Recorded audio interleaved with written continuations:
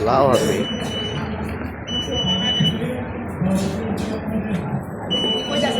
অবশ্যই ওয়েট করবেন। আমাদের সার্বিক কিছু সমস্যার জন্য আপনাদের কাছে আমরা ক্ষমা প্রার্থী যে আমরা সময় মতো আমাদের ওয়েট নেওয়ার যে শিডিউলটা স্টার্ট করতে পারিনি।